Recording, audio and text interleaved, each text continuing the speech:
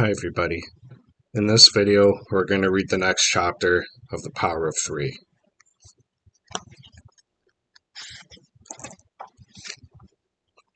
Chapter 9.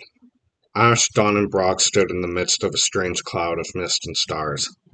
They didn't know where they were, how they'd gotten there, but they soon realized they were not alone. Dawn sucked in a breath as a gray and pink Pokemon appeared before her. It hovered in midair, its eyes wide and frightened. "Mesprit," she whispered. At the same instant, a gray Pokemon with a yellow head appeared before Brock. "Uxie!" he exclaimed. Ash gazed at the blue Pokemon that floated before him. "Azelf," he said in a soft, odd voice.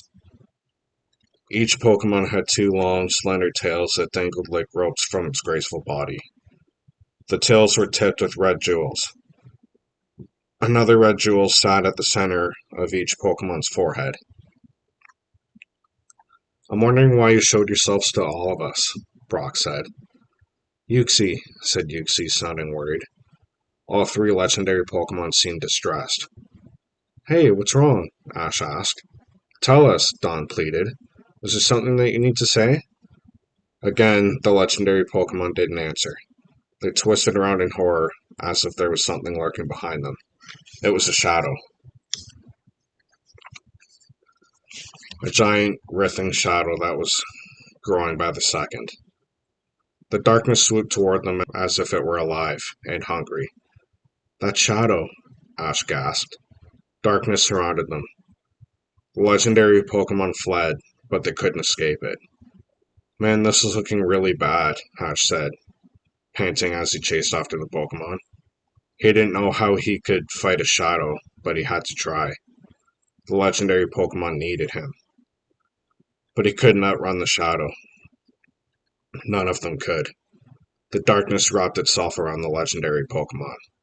Ash lunged toward them, desperate, and then he woke up. Ash sucked in a deep breath. Sweat poured down his face. His heart thumped in his chest. It felt so real. Even though it was the middle of the night, Dawn and Brock were awake too. Their faces were pale. "What a dream," Dawn said in a hushed voice. "I just saw the legendary Pokemon." "That shadow?" Brock asked, surprised. "Yeah, me too." Ash's jaw dropped open. Did we have the same dream? It wasn't possible, was it? What Ash didn't know was that the legendary Pokemon were in serious trouble, in real life.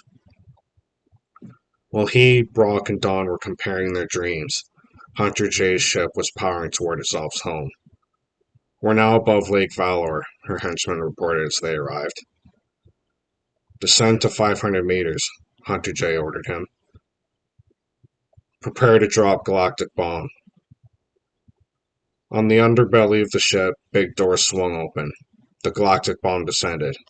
A metal claw attached it to the ship, but not for long. Down below, Pokemon trainer Gary Oak was walking along the lake with his Dark-type Pokemon, Umbreon. It was black with golden stripes and a golden circle on its forehead, and I could sense that something wasn't right.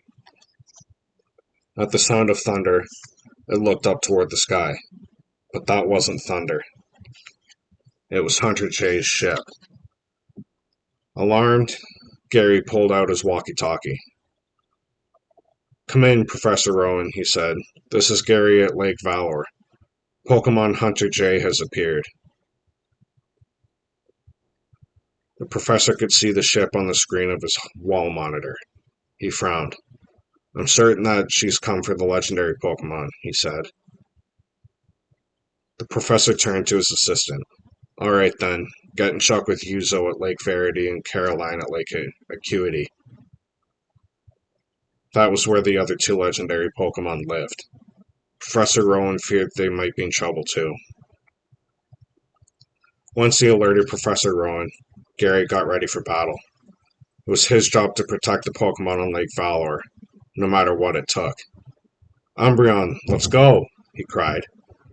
Then he tossed out a Pokeball. "Electivire, come on out too!"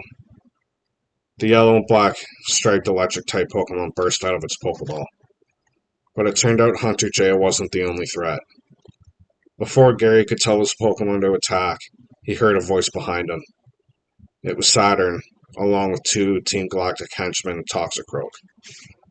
Before Gary could react, Saturn shouted, "Toxicroak, use Dark Pulse!" The poison and fighting-type Pokemon roared. A dark purple blast shot through the air. "Oh no!" Gary cried. "Electivire!" The electric-type Pokemon managed to block the attack. "Get out!" Saturn told Gary. He was enraged that anyone would try to challenge him.